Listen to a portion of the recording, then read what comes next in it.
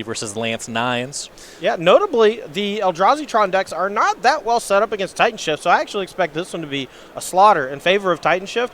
Notably, the deck struggles when the opponent is not that vulnerable to the card Chalice of the Void, and this Titan Shift deck, it has 1-drops, but they're Suspend Search for tomorrow. Right. Actual corner is going to be a 3. Yeah. Now, they do have draws that are high pressure with interaction via Thought-Knot Seer, so we could see an early Tron Thought-Knot Seer draw disrupt the Titan Shift deck enough to just steal the game, kind of. But I have to imagine as long as Ricky or Andersen have a reasonable draw, they should take those two matches 2-0, and it'll be down to either Lance or Alan to kind of take one of the matches in order to give themselves a shot, because I do think that Sean Kipple's Eldrazi Tron is going to be pretty good against Infect. 9 started us off here with an Urza's Power Plant for Ricky Hayashi. It's going to be that 1 you were talking about. Suspend and Search for tomorrow after fetching up a Stomping Ground. Hayashi to 17.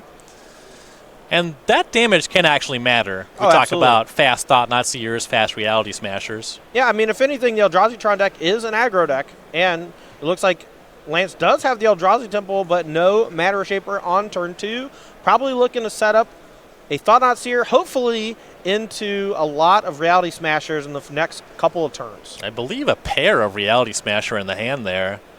Don't know if there's a second Temple, though. Then he could really be off to the races. Yeah, I saw a Walking Ballista and a Ghost Quarter and 2 Reality Smashers. So we'll have to see if he's able to peel a 2-mana land next turn. There aren't that many these days, just the Eldrazi Temples. Search goes to 1 Suspend counter for Hayashi. Second land is Snow-Covered Mountain. Here's a Farseek. Find some manner of mountain with that. Yeah, there's quite a few mountains now that these Titan Shift decks can play that produce green mana. It used to just be Stomping Ground. Now there's Sheltered Thicket. There's even Cinder Glade on occasion. And you do run the split of Mountain, Snow-Covered Mountain, because these are now 2 copies of Field of the Dead in Hayashi's build. Yeah, and that's another reason to play a few more of those kind of one-offs, like the Sheltered Thicket, like the Cinder Glade. You get that with Farseek or your fetch lands, and that gives you a virtual mountain for Valakut the Molten Pinnacle, but also the different named land. So Sheltered Thicket was the find. Go back to Lance 9's. Land number 3, Urza's Tower, and just another pass. No pressure. Hayashi will take that Search for tomorrow off of Suspend. Go find another land. It seems like Lance has a Walking Ballista in hand and in the matchup. I would have liked to have seen him cast it on turn 2. I don't feel like once you hit Reality Smasher mana, you're ever going to be investing a ton into that Walking Ballista, and he's missed at least 1 point of damage here, and he's probably going to end up missing 2 or 3 if he starts cashing those Reality Smashers next turn. Regular Mountain is the find for Hayashi. We'll go to the draw step. And look, it looks like there's 4 copies of Castle Garenbrig in this build of Titan Shift, so 1 more land, if it is the castle, can mean Titan this turn. Yep, Castle Garenbrig, a really powerful addition to these ramp decks. We see it combined with Primeval Titan quite a bit because it has the magical 6 casting cost. Well, there's Simian Spirit Guide. This is going to be a turn 4 Primeval Titan on the play here for Ricky Hayashi. 1 copy of Simian Spirit Guide in the deck. Excuse me, that's a turn 3. That's a turn 3. He went Suspend on 1, Farseek on 2, Spirit Guide on 3. So this is a turn 3 Primeval Titan. Cinder Glade was the land, so right now 5 different lands. Hayashi has some choices on what he wants to find. Looks like 1 Valakut, 1 Field of the Dead. Yeah, and that actually gives Ricky access here to 7 different land names. So Field of the Dead is active, going to make 2 zombies here on the resolution. And Primeval Titan a little bit larger than Reality Smasher, so Hayashi in really good shape here, looks like. Yeah, and colorless lands not that good at killing large creatures. Dismember is usually the removal spell of choice for these decks, and Primeval Titan has 6 toughness, so this is going to be a tough one here for Lance 9s. Yeah, either takes getting some absurd amount of mana or 2 cards. Right. Usually what it boils down to. 9s is playing 2 copies of Ugin the Ineffable. You see this a lot in Eldrazi Tron these days, though it would take the 3rd unique Tron piece to get there this turn. Yeah, it doesn't look like he has it, or else I feel like it would have been on the battlefield already. But I could be wrong. He could just be thinking about everything before he starts playing out these spells. Ghost Quarter, the land for turn. Yeah. That one can disrupt the Field of the Dead, and he may be thinking about doing that right now, and he does. Yeah, so he hits the Field of the Dead. It's actually going to turn on Valakut the Molten Pinnacle here, though. Right, yeah, Hayashi already just has 5 other mountains. Yeah, and so this is going to deal 3 to the face. But it does turn off the ability for Ricky to make more zombies. This turn, anyway. Yeah, if Primeval Titan hangs around, there's another Field of the Dead where that came from. Yep, there are 2 in the list. These newer iterations, very heavy on the ramp like Arboreal Grazer, so that you can just accelerate to a Primeval Titan quickly. They use no copies of Scapeshift in this iteration, right? It's a pretty neat-looking build. It's like 3 copies of 3 Scapeshift. copies of Scapeshift. I'm sorry, it was at the bottom. I apologize. But it's interesting to see like these builds all kind of incorporating Field of the Dead with Primeval Titan, because you don't really kill them with the first trigger of the Primeval Titan, right? It's usually the second one that gets them. So the first one can usually get Field of the Dead Valakut, put up some blockers. Of course, you just choose whichever one you want to do after that. Here the game would have to probably take a pretty different texture for Ricky to want to Field of the Dead, right? Looks like a pretty clean lethal attack. Yeah, this is just game over here if Lance has nothing, which with Ricky attacking and searching his deck, I cannot imagine that we're going to get another turn. 9 says, all right, show me. Prove you have mountains in that deck. Stomping Ground and a second Valakut. That's 6 points upstairs. 9's to 11. So I guess stabilizes at 1 here until Hayashi puts another mountain on the table. He hasn't played a land. His entire deck is ways to put lands on the battlefield. Can't feel too good about your spot here. Right. Not terribly difficult. Is that 29 lands in the deck this weekend? Yeah, a lot of these Arboreal Grazer decks just play a ton of actual lands, because a lot of these lands also have other uses. Sometimes you cycle Shelter Thicket. And notably, these versions are also only playing 2 copies of Valakut the Molten Pinnacle, because it's way more about Primeval Titan now, accelerating into it with Castle Garenbrig, and way, way less about this old school kind of Scapeshift package. This additional land of Field of the Dead really gave these decks an alternate angle of both defense and attack, and a bit of insulation from those cards that strip all of one card from your deck, like your Surgical Attractions, your what's the blue-black one that I can never remember? Unmoored Ego. Unmoored Ego, that one. Well, just as you predicted, pretty quick wins for Hayashi and Andersen over 9s and Steinberg. Go ahead and take a look at the sideboards here. Hayashi's options: 3 Veil of Summer, 2 Fry, 2 Damping Sphere, 2 Lightning Bolt, a Malira Silvok Outcast, a Thragtusk, a Chameleon Colossus, an Obstinate Baloth, a Reclamation Sage, and an Anger of the Gods. So from Hayashi's side here, he's going to be looking to combo kill pretty fast, but he might want a bit of protection and a way to slow the game down, because if the game goes long enough, the Primeval Titan deck, I think, is pretty favored here. Lance is going to have to win the short games. Can't really win the long games. I think Damping Sphere is something to slow down the Eldrazi deck quite nicely. I don't love it out of control decks in the matchup, but here I think it's going to be a home run. Other than that, though, the removal spells like Fry and Lightning Bolt don't kill much, so I don't expect those to come in. Though the creatures like Thragtusk and Obstinate Baloth can do some really, really nice things, buy you a lot of time. And then because there's probably some number of artifacts coming out of the sideboard, various things, Reclamation Sage seems like a nice bet.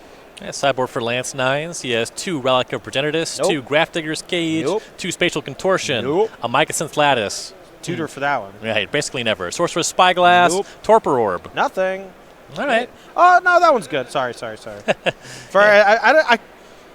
That one I actually deleted from my memory banks because it was an anti-twin card, right? Yeah, it's just creatures under the battlefield frequently would show up for Twin and Pod. Yeah. Both of those decks long since banned, but it plays against Primeval Titan. Yeah, and it's probably going to either come in here or be a high-value target for Karn the Great Creator to go get. All right, Wormcoil Engine. Nah. Ensnaring Bridge. That one is a decent one because it shuts off the recurring nature of the Primeval Titan ability. But I think, again, you're not really sideboarding much of anything in this matchup. Yeah, Liquid Metal Coating, Walking Ballista, Pithy Needle, Tarmogoyf's Grip. Just a bunch of junk. But you know what's not junk? Karnok's Chairs. Oh, no, the opposite of junk. I would say that these are quality. You heard it from Todd himself. Yeah, Karnox, sponsor me in my stream. Give me a chair. Cardnox.com/SCG saves you 10% off at checkout. We don't have a creator code or coupon code, but as long as you go to Cardnox.com/SCG, you can check out these high quality chairs. They have so many knobs. And save 10% on your own chair at home. We're sitting in them. They're using them in the feature match area. I almost took a nap in one this morning. Oh, yeah. Very comfortable. I've had plenty of naps in the Versus Live room with them. Right, 9's on the play this time. Once again, this time he'll start with a spell, Expedition Map off of Urza's Tower. Once Upon a Titan. Yeah, that is a relevant difference in this build of Titan Shift. Hayashi leading on Once Upon a Time can find a lot of lands, Arboreal Grazer, Sakura Tribe Elder, Primeval Titan. Yeah, I think the additional consistency that Once Upon a Time adds to the deck and really incentivizes you to play more creatures, and Arboreal Grazer seems like the perfect fit. So I love these builds of Titan Shift that both Ricky Hayashi and Andersen have brought to the table. Their lists are slightly different. Andersen opting for 2 copies of County Heart Expedition over 2 copies of Arboreal Grazer, but I quite like Ricky Hayashi's version better. And Hayashi will grab Arboreal Grazer, shocks to 18 for a stomping ground, puts that in, puts in a Field of the Dead. Looks like standard 2 bans ago. Right, Torpor Orb here, 2 bans ago. Eldrazi Winter's been banned since then. I'm not talking about that side. Ricky's side. Oh, okay. Field of the Dead, Once Upon a Time. Oh, different format. Ban. Yes. Gotcha. Standard 2 bans ago. Yeah, Pioneer 1.5 weeks ago banned or whatever. They just ban stuff every week. Monday after lunch 2 weeks ago. Yeah. All right, second Tron piece is Urza's Mine for Lance 9s, and there's that Torpor Orb. Grazer came in under it, but it'll stop future Primeval Titans from being too effective. Yeah, it does stop Primeval Titan from being effective, but it doesn't really stop Scathe Shift. And if Lance is unable to actually kill the Primeval Titan, it does get the trigger when it starts attacking. Wooded Foothills, land number 3 for Hayashi. Farseek, going to go find land number 4. Notably, Hayashi also already has the Field of the Dead, doesn't need to tutor for it, so all these ramp effects are eventually going to just start turning on Field of the Dead and giving him 2/2 zombies, and those played offense and defense quite well against the Eldrazi Tron deck. They're not like your normal Tron decks that go way over the top with Card Liberated, Ugin the Spirit Dragon. They're way more about playing giant walking ballistas, which can chop down the zombies, but it's not super easy, not very cost effective. Sheltered Thicket was the land for Hayashi. Looks like 9s has assembled Tron. Tron pass turn. Looks like his hand is very reactive this game, not very aggressive. Has what I believe to be Warping Well in hand to be able to counter one of these Scape Shifts or potentially one of the ramp effects, but 7 mana pass is not where you want to be with a Tron deck. Not even a Matter Reshaper as a payoff. Yeah. You know, the very first time I ever saw Eldrazi Tron on camera, forget who it was, Assembled Tron, we're like, oh, let's see what this deck can do. They're like, double Matter Reshaper. We just lost it. That's your big finish? I don't know how you beat that. Yeah. The draw of the Eldrazi Tron deck is that you do have an aggressive slant, so you can get under some of these slower decks. But also, you just, well, let's stop talking. Let's just watch the match because this is going to be a big turn here. Summoner's Pact for Hayashi. Castle Garenbrig, land number 5. That's Primeval Titan mana. Time for the big show. Yeah, so Hayashi here can use Castle Garenbrig. This is, again, another turn 3 Titan. Turn 1 Grazer, turn 2 Farseek, turn 3 Castle Garenbrig.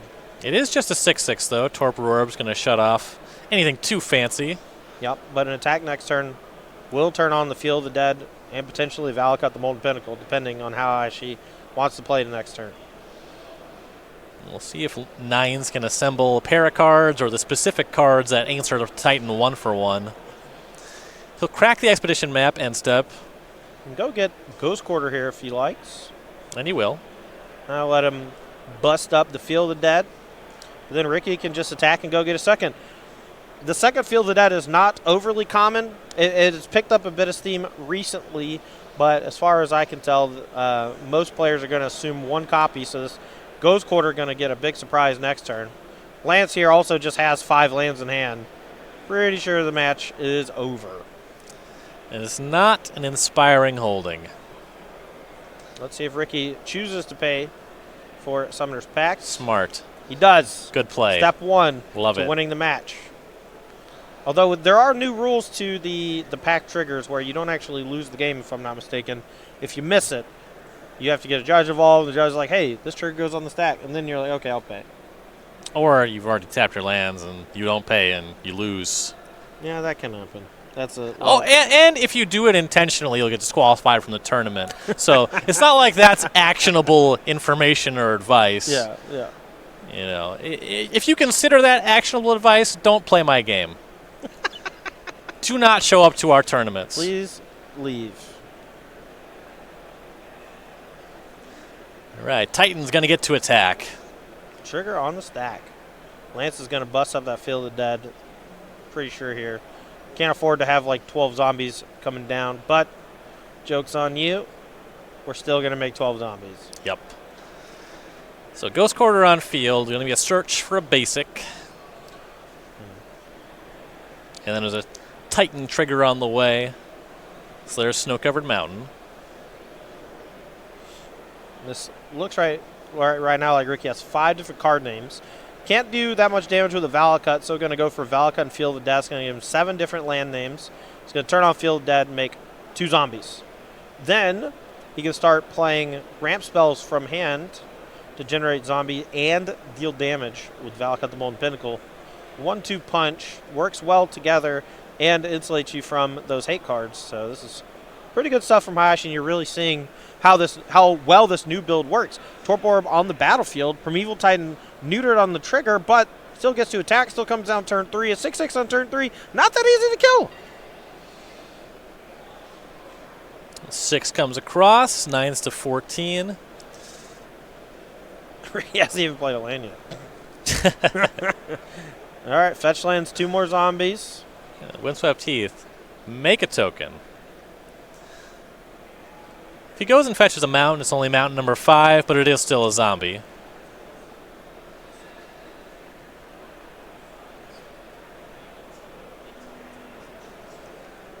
Some conversation happening around mountains, or specifically that snow-covered mountain.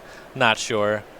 Oh, I think that there's a conversation of if this was the land played for turn, but it was drummed up with the Ghost Quarter. Yeah, there is a judge watching the match right now, so I assume that they were just slightly confused as to how the mountain entered the battlefield untapped there.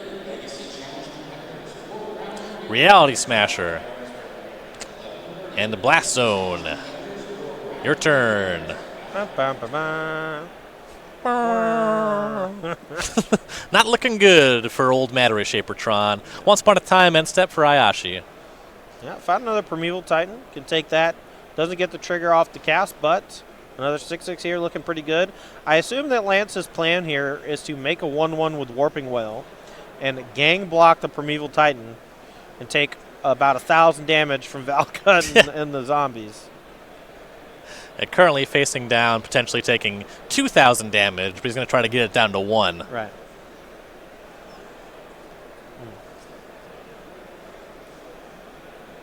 This was a while ago, but one good thing going for 9s is that Sean Kipple did pick up game number 1 over Clay Spicklemire. Yeah. As we assumed, Sean Kipple does take the game 1 against Spicklemire, that matchup. Tron versus Infect. I do think Tron is favored. And Alan Steinberg has tied things up against Chris Andersen, so they'll be going to deciding game 3. We'll check that out after this game is over. This one is looking like a runaway for Hayashi at this point. Yeah, even though Lance had the turn 3 Tron with the hate piece on 2, just had no pressure for the last couple turns. Really just let Hayashi run wild. And it's often the case when you talk about big mana matchups, big mana versus big mana. Eldrazi Tron is kind of the weakest in that rung. And then Valakut Titan Shift decks tend to really be able to go over the top just because they put so many lands onto the table. And you have the combo kill Escape Shift. Not that that's an element of this game, but Hayashi doing plenty well for himself without that. Yep, so 3 zombies made, 2 triggers from Valakut kill the Reality Smasher, 1 copy, or 1 trigger from Valakut went to the face, and now 12 damage coming through from the attack. Ricky gets to play a land from hand still, and that'll do it. Yeah, shows he has the mountain in the hand, so that Titan attack and trigger clean things up pretty effectively there. Don't even have to discard when you valid cut down Reality Smasher because abilities aren't checked. Right. Yeah, Reality Smasher does have that protection clause, but a lot of those protection clauses, especially even the one more recently on Bone Crusher Giant, unaffected by effects, only by spells. Right. So. You can Oko anything with impunity. Great. Awesome. Another point for Oko fans, Yep. which I'm sure there are dozens of them. There are dozens of them. Well, if you're enjoying Eldrazi Tron versus Titan Shift, great news. We got one more game of that variety for you. Chris Andersen and Alan Steinberg in a deciding Game 3. So one has gone the way of the Eldrazi Tron. Remember 1 year ago when we had this exact same tournament in this exact same building, and we got to watch the Triple Haycon? Do you remember the Triple Haycon? That was dope. That was great. Those guys were just having fun. Yeah. Well, these guys are having fun, too. Just less. Yeah. You know? Yeah, I'm not trying to belittle the kind of fun that these guys are having. But those guys... And there were 3 different Haycon decks, too. How do you come to the conclusion you're all 3 going to play Haycon and all 3 play different They were decks? also all really big on the lore and the origin. They're telling a story. It's a Danish word? Is that what it is? But it's pronounced Hoken, not Hagen. Well, now I like them less. Well, they were all saying Hoken is broken. Oh. That was the jokin'. You're dumb. Well, that's not very nice. Well, not you. Oh, well, it's still not nice. I'm not a nice person. Oh. Have you watched my stream? That's true. I like to yell at my chat. Yeah, somebody ought to. Right. I'm the hero we need, not the one we deserve. I never said I was Batman. I'm very clearly the Joker. At best, the Riddler. Actually, the Riddler slaps. I'm good on that one. I'm good with that one. I'm more of the Jim Carrey Riddler, though. Oh, yeah. Riddle me this. Riddle me that. Who's afraid of a big black bat? Andersen on the play. Steinberg on a mulligan. Cinderglade versus Eldrazi Temple. Jim Carrey used to be so great. And now, here we are. Here we are. Almost. Sakura Tribe Elder on 2 for Andersen. Here's that Temple Tron land, and there it is. Turn 2 Mattery Shaper. Pick him up. Deck firing on all cylinders. I mean, honestly, that's what Lance was missing. And not even joking. Just needed some amount of pressure in the early turns to have a chance. Steinberg here, putting up some pressure here. You see Andersen takes a look at the hand. No plan for too much mana next turn. Maintains the Sakura Tribe Elder for a chump block, or rather a block plus activate next turn. Right. It doesn't really need the 4th mana source here to do much. Going to use the 3rd mana source drawn. Hardcast Search for tomorrow. Don't see that too often. But the versatility of the card is one of the things that makes it so great. Yeah, I mean, if the plan is to get up to 6 mana next turn, just casting that from hand is going to get you there faster than suspending it, right? Right. Especially if you have nothing else to do with the mana this turn. Goes and finds Forest. Our Infect versus Eldrazi Tron matchup is all tied up. We're holding them. We'll see if we get to that. Mattery Shaper is going to attack for Steinberg. Andersen's going to block and sacrifice Sakura Tribe Elder. Goes find land number 5, so now he has 1 snow-covered and 1 non of each forest and mountain. Blast Zone, land number 3 for Steinberg, and there this is what I was talking about. is Thought-Knot Seer. And a pressure into Thought-Knot Seer. That's a turn 2, 3-2, and a turn 3 Thought-Knot Seer. And it looks like Andersen just has 3 lands in hand. Does have 5 different land names on the battlefield, so if he draws a ramp spell like Farseek to go get one of those dual lands, he has already got the Snow Mountain, Snow Forest, regular mountain, regular forests. We'll have to wait and see what he draws. Seer takes a Scape Shift, 2 Castle Garenbrig and a Field of the Dead in Andersen hand. He'll draw. Search for Tomorrow's picked up.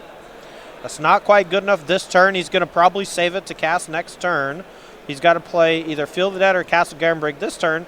Next turn, Field of the Dead makes a zombie, and then the Search for Tomorrow makes another zombie. He plays Castle. Kind of an argument for keeping the Field of the Dead close to the chest in case of a Ghost Quarter. Right, for sure, for sure. I definitely agree with that play. And go back to Steinberg. See if he can add a reality smasher here and really turn up the heat. Oh, yeah, he'd love to. But 7 points coming across here, as long as he has a little more disruption, could be quite good. Second Thought Knot would also be excellent. Mm-hmm. It looks like there is a reality smasher in hand, but the team is not sure whether to deploy it.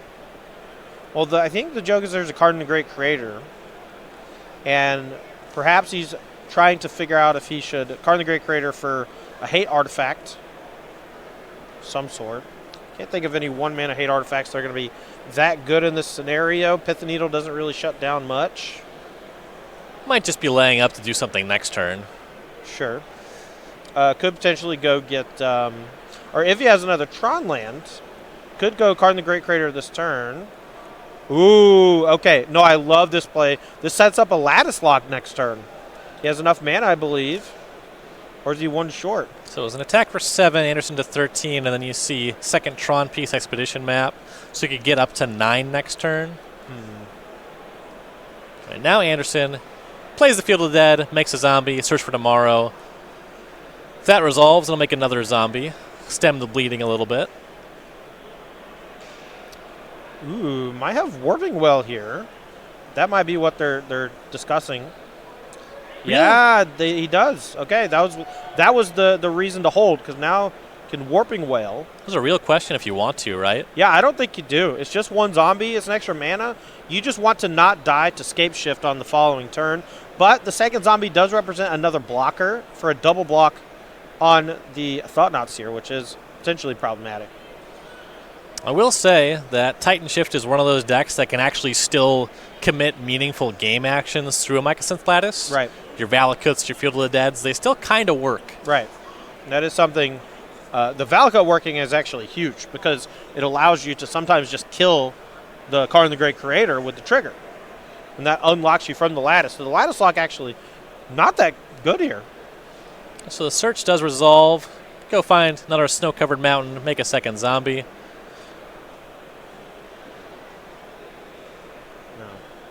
Andersen passes. We'll see an activation of the Expedition map. Steinberg goes to finds, presumably Urza's Tower to complete the set. There it is. And this will give him a big burst of mana next turn. Should be able to cast Card in the Great Creator and Reality Smasher.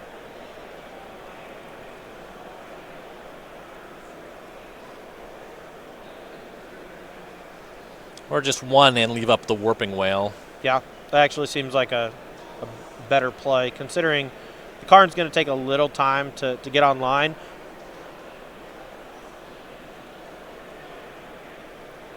And back over to Alan Steinberg. Pushing that Karn the Great Creator to the front of the hand, as well as the Urza's Tower. Going to talk it over with Lance Nines.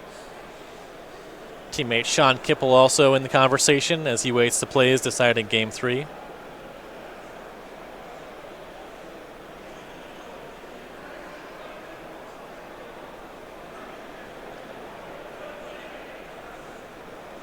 Patrick Sullivan scrolling Twitter in the background. My guess is he's texting Director Rob, let him know what's happening, even though we're watching. So there's the tower. Here's a tap of 5. Reality Smasher will be the play. And an attack with the Smasher and the Reshaper. Don't want to risk trading that Thought Knot Seer for 2 zombies. Right, block on Matter Reshaper. 5 damage comes across. Andersen to 8. And an Urza's Power Plant flipped off the Reshaper. So now Steinberg up to 6 mana here. Wow. Can cast Card in the Great Creator now and hold up Warping Well, or can get something like Liquid Metal Coating to shut down one of the mana sources for a turn. My guess, Karn comes in, ticks up, gets, on nothing, and then next turn goes for the Lattice. Holds up Warping Well this turn. Yeah, just like you said, Karn to 6, your turn. Primeval Titan is a good out here for Andersen. Draw was Farseek. How you feel about Farseek, Todd? Andersen can Farseek here for a mountain of some sort. Deal 3 to the Karn. And then if he has another mountain in hand, can deal 6 to the Karn. That'll protect him from the lattice lock for now. Get him a couple zombies to play with. But if he only has the 3 damage, Steinberg can still minus next turn and go get it. Won't necessarily be safe thanks to the Valakut triggering off of any mountain, but there's not that many actual mountains in the deck. So Farseek resolves. Sheltered Thicket put at the table. Kind of wonder, there's kind of a conversation happening here. It's a little bit of a judge call. I think Andersen might want to take this back so he can leave the land with cycling in his deck and go find a different mountain. So that is the call happening here, because the Sheltered Thicket is actually more reasonable as a draw than a mountain.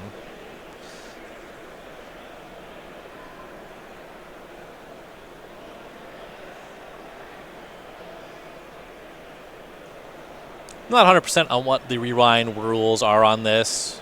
Andersen, of course, still holding the deck. No game actions have happened since this has been put on the table. Most of the time, I mean, the problem is, like, we're under the lights or whatever. Most of the time, if something like this happens, if the deck's still in your hand, you just be like, I'm just going to get something different instead. But technically, yeah, I'm pretty sure he's allowed to. Just because no game actions have occurred, and he's still shuffling his deck from resolving the spell. Yep. The problem is there are some instances where that kind of thing can give more, or can allow for more information to be processed, you know? Right. And that's not what this was. This was just a sure. clear minor error. Stomping Ground now is the selection. That'll make a zombie token. Castle Garenbrig, zombie number 3. Does he not have... He's got a double castle field. He doesn't have Valakut. That's the thing. I just assumed he had Valakut on the battlefield, and he doesn't. Yeah. Because he hasn't resolved the Titan or Escape Shift this game. Right. All is dust. That should be it. Clears out the blockers. There's 9 points, and Alan Steinberg is going to even this matchup here. So we got a decider here, and the difference there by far between the Nines match and the Steinberg match was that the Eldrazi deck had turn 2 pressure, turn 3 pressure disruption with the Thought Knot Seer. Nines didn't do that. That's why he was defeated by Hayashi, but now we got game 3 between Kipple and Spicklemire. And Nines had Trons, but Steinberg had Trons and spells. Right. The mana is the most important thing, but got to do some stuff with that mana. Eldrazi Temple Expedition map on the play for Kipple. Spicklemire starts on Waterlogged Grove. No 1-drop. Second Eldrazi Temple, and there's the turn 2 Thought Knot Seer. Here's a 1-drop, though. Spicklemire is going to catch that with the Ceremonious Rejection. Yeah, the turn 2 Thought Knot Seer is one of the most feared draws out of this Eldrazi deck.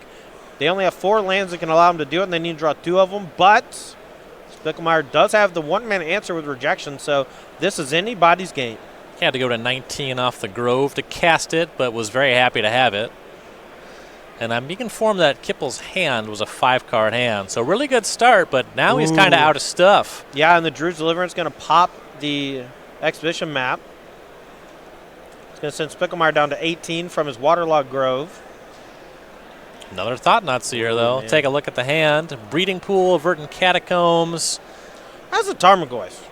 Yeah, I was going to say, This I ain't think no it's a Infect deck. Tarmogoyf. This got Oko's got Tarmogoyf. This is Simic stuff. How do you feel about Change this? the deck name. How do you feel about the spell suite of Tarmogoyf, Oko, Distortion Strike? One of these things is not like the other. One of these things is bad. That's what we're looking at here. Gotta figure that the Thought Knot Seer is not reaching for that pump spell. I'm pretty sure it's taking the card that's banned in every format. Yeah, it might be smart. Oko exiled. Take a quick look at graveyards here. We have instant artifact creature, so a 3/4 Tarmogoyf. But there's Verdant Catacomb in Spicklemire's hand, so that'll be a 4/5 pretty quick. Yeah, pretty easy to turn on. Looks like Descender Deliverance number 2 was the draw for Spicklemire. That one's not that great right now, but it does give him an out to something like Karn the Great Crater. But we're pretty far away from doing that. I think that Kipple's plan for the next few turns is just going to be Castle Eldrazi, and we'll see if this Tarmogoyf is able to contain that. Waterlogged Grove summons Spicklemire to 17 to cast the Tarmogoyf. Verdant Catacombs the land for turn.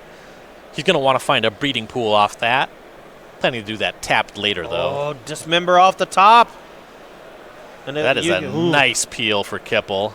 You gotta think Spicklemire really wanted that Distortion Strike to be something like Vines of Vatswood here, because this Dismember is brutal.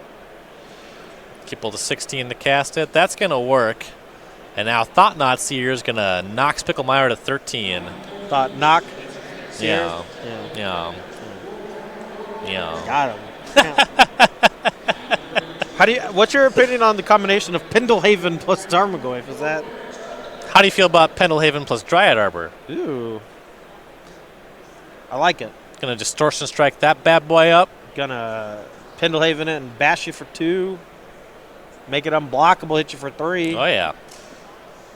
Next turn, I gotta upkeep Pendelhaven. You got to do something. Or the Distortion Strike resolves, or it doesn't work anymore. That Dissenter's Deliverance isn't helping. No, but it does have cycling, and that's one of the biggest draws of a card like Dissenter's Deliverance. When it's not useful, you cycle it. Second Pendelhaven was picked up, so he'll cycle Deliverance, and then he finds the Glistener Elf. This could be a nice one. Kipple is low on resources overall, only 2 lands that produce 4 mana for Eldrazi only. And a limited amount of interaction in general in the Eldrazi-Tron decks. No, usually just Dismember, Chalice of the Void, Walking Ballista. So Spicklemire doing some calculations here. Some mathematical, some strategic. He has Pendelhaven and Distortion Strike as a starting point. The question is it easier to get in for 16 with the Dryad Arbor he has now, or 10 with the Glistener Elf he has next turn? Yeah, I think he's just going to conserve his own life total by using the Dryad Arbor to cast the Glistener Elf. That Waterlogged Grove is going to be useful later to turn into a spell, hopefully. But the life total here matters quite a bit. So the Arbor cast Glistener Elf. Breeding Pool was played tap. Now we go back to Kipple. Thought-Knot Seer attacks for 4. Spicklemire to 8. Yeah, that third Eldrazi Temple can let him cast something like Inbringer. Doesn't help so much on like Walking Ballista and such. Going to be a Warping Whale or a Spatial Contortion. One of those. They both kill Glistener Elf. I think it's a Spatial Contortion. Me too, because it didn't get exiled. So yeah. But Glistener Elf is down. And I believe Scale Up the pickup for Spicklemire. Scale Up would be a nice one. Still not that bad here. But he really wants that on an infect creature. But could just go for lethal over 2 turns with the Distortion Strike. He picked up Inkmoth Nexus. That's going to be his land for turn. Now, if he uses the Dryad Arbor as a chump blocker, that's another turn on the clock as it exists. Yeah, that one, and with Matter Shaper in hand, that 1 life point from using the Dryad Arbor to cast instead of the Waterlogged Grove is going to be huge. Maybe not anymore, though, as Thought-Knot Seer number 2 shows up, or rather number 3, second Resolve for Kipple. Scale Up, get that out of there. Well, Spickemire's not out of it yet. But here's an attack for pretty 4. Bad. Chump now or chump later, right? Yeah. Needs to draw something big here. Drew Blighted Agent, and he's got to pack it in. Those 2 Thought-Knot Seers just close much faster. Distortion Strike, not really enough to get it done on a battlefield like that.